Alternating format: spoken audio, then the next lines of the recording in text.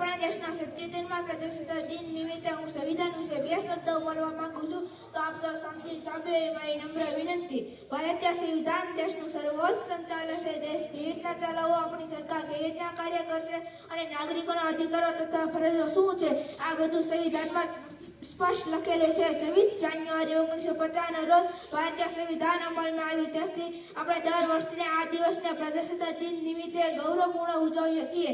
ભારતીય સંવિધાન રચના માટે બંધારણ સભાની રચના કરવામાં આવી।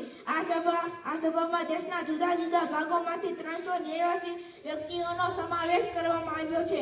આ સભા લગભગ 2 વર્ષ 11 મહિના અને 18 દિવસ સતત ચર્ચા કરી સંવિધાન તૈયાર કરવામાં આવ્યું છે। બંધારણ સભાના મુખ્ય શિલ્પી તરીકે આપણે સૌ ડોક્ટર બાબા સાહેબ આંબેડકરને યાદ કરીએ છીએ। ભારતીય સંવિધાન દુનિયાનું સૌથી મોટું લખિત બંધારણ છે। તેમાં અનેક અનુચ્છેદો અને અનુસૂચિઓનો સમાવેશ કરવામાં આવ્યો છે।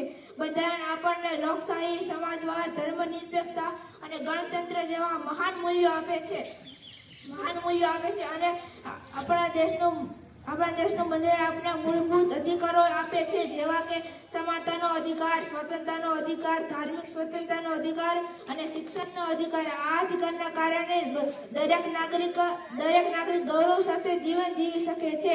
આપણા દેશનું બંધારણ આપણા મૂળભૂત ફરજો યાદ અપાવે છે। દેશના કાયદાનું પાલન કરવું, રાષ્ટ્રીય પ્રતીકોનું સન્માન કરવું, દેશની એકતા અને અખંડિતતા જાળવી રાખવી, પર્યાવરણનું રક્ષણ કરવું એ આપણી સૌની ફરજ છે। ભારતીય સંવિધાન આધાર પર એક મજબૂત લોકશાહી દેશ બની રહ્યો છે। સંવિધાનમાં ન્યાય વ્યવસ્થાનું માર્ગદર્શન કરે છે અને દરેક નાગરિકને ન્યાય મળે તે માટે સુનિશ્ચિત કરે છે। આપણા દેશના વિવિધ ભાષાઓ, ધર્મો અને ભાષાઓ હોવા છતાં આપણે સૌ ભારતીય તરીકે એક છીએ। આ એકતાનું મુખ્ય કારણ બંધારણ છે। ભારતીય સંવિધાન કાયદાનો ગ્રંથ નથી, પણ દેશની આત્મા છે। તેના મૂલ્યોને જીવનમાં ઉતારવા જોઈએ અને જવાબદાર નાગરિક બની વિકાસમાં યોગદાન આપવું જોઈએ। ભારત માતા કી જય, વંદે માતરમ।